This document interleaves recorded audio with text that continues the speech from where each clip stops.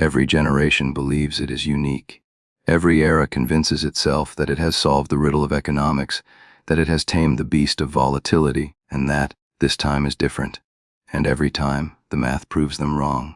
We look at our world today, with its artificial intelligence, its instant global transactions, and its digital currencies, and we see a brave new future. But if you strip away the technology and look strictly at the financial plumbing, you don't see the future at all.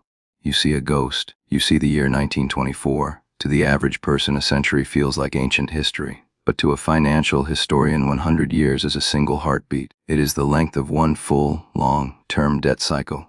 It is the exact amount of time it takes for a society to forget the pain of the last great collapse, repeat the exact same mistakes, and walk blindly into the exact same trap. The parallels between 1924 and 2024 are not just similar, they are nearly identical. A post-pandemic world, check. A massive surge in government debt, check. A revolutionary technology that promises to change everything, driving stock valuations to dizzying heights. In 1924, it was the radio and the combustion engine. Today, it is AI. And beneath it all, a Federal Reserve that kept interest rates too low for too long, intoxicating the market with cheap liquidity. We are told that the crash of 1929 was a fluke, a singular disaster caused by panic, that is a lie. The crash was the mathematical inevitability of the 5 years that came before it. We are currently living through those 5 years. The question is not if the clock strikes midnight. The question is what happens to your wealth when it does. To understand why the collapse happens, you have to understand the drug that fuels it. In the 1920s, that drug was called margin. The average American, from the Shushan boy to the doctor, discovered they didn't need to save money to buy stocks. They only needed 10% down.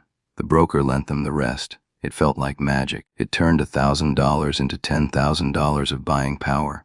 It created the Roaring Twenties.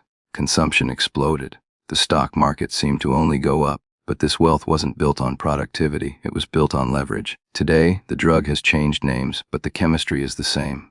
We call it zero-day options. We call it buy now, pay later. We call it national deficit spending. Look at this chart.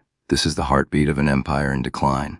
Notice the spike in the 1920s. That was the leverage that broke the world. Now look at the far right. That vertical line is us. We have generated more debt in the last 4 years than in the first 2 centuries of this nation's existence. But here is the specific mechanic that links 1924 to today: the wealth gap. Economies run on circulation. Money must move. But when an economy becomes financialized, when it prioritizes making money from money rather than making money from labor, wealth stops moving. It accumulates at the very top. This diagram is arguably the most dangerous chart in finance. It tracks the percentage of wealth held by the top 0.1%. It has peaked exactly twice in American history. Once in 1929, right before the Great Depression, and again right now. When the gap becomes this wide, the economy becomes brittle. The ultra-wealthy have too much capital to spend, so they speculate, creating asset bubbles. The working class has too little capital to live, so they borrow, creating debt bubbles. It creates a structure that looks stable on the outside, stock markets hitting all-time highs, while rotting from the inside.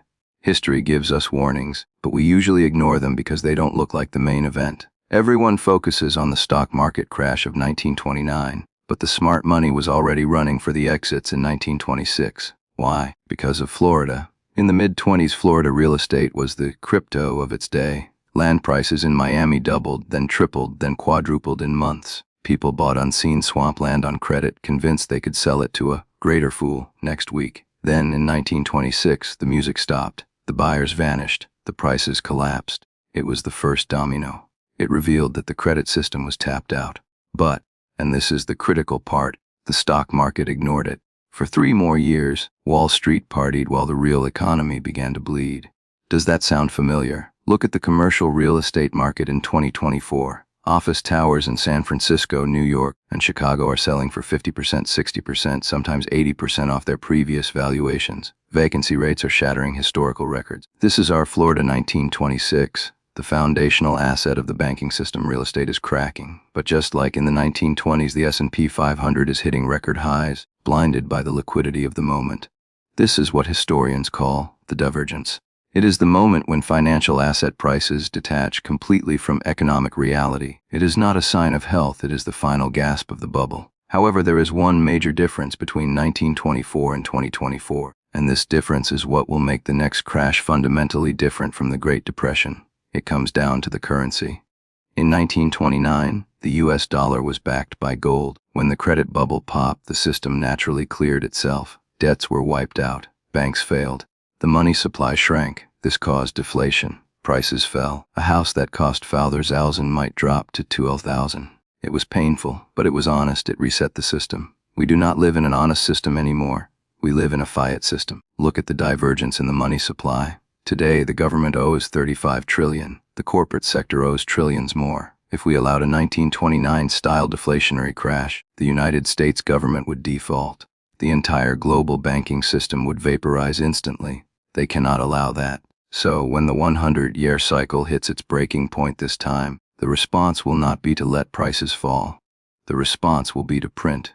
They will print to bail out the banks. They will print to fund the pension liabilities. They will print to pay the interest on the debt. This means we are not heading for a Great Depression, where cash is king. We are heading for a Great Devaluation, where cash is trash. The stock market might not crash in nominal terms. In fact, the Dow Jones might go to 100,000, but a loaf of bread might cost a $50. This is the trap of the 2024 cycle. In 1929, you lost wealth because your stocks went to zero. In the 2020s, you lose wealth because your money goes to zero. This brings us to the most uncomfortable truth of financial history, the slow crash. Human beings are wired to fear sudden disasters. We fear the day the market drops 20%, but we rarely fear the day our currency loses 0.5% of its purchasing power. Yet, over a decade, that slow bleed steals more life from you than any crash ever could. Since the creation of the Federal Reserve in 1913, marking the start of this long credit cycle, the dollar has lost 98% of its value. This isn't an accident, it is a feature of the system. Inflation is a hidden tax. It is a way for indebted governments to default on their promises without declaring bankruptcy. They pay you back in dollars that are worth less than the ones they borrowed. In the 1930s, the survivors were the ones who held cash. In the 2020s, the survivors will be the ones who hold scarcity.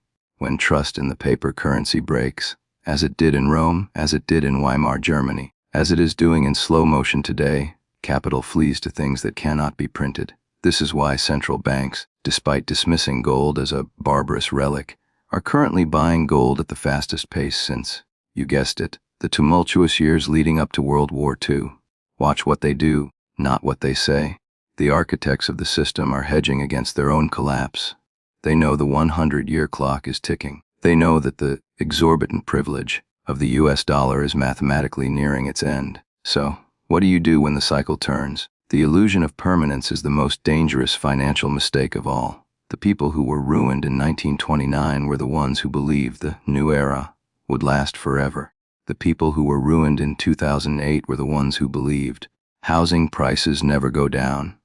And the people who will be ruined in the coming years are the ones who believe that a government drowning in debt can save them. The lesson of the 100-year cycle is that you must become your own central bank. You must diversify out of the system that is fragile. For some, that means owning productive land. For others, it means precious metals. The only asset with a 5,000-year track record of surviving empire collapses. For others, it means owning businesses that provide essential needs, because even in a depression, people need to eat, heal, and repair. But the most important asset is the one between your ears.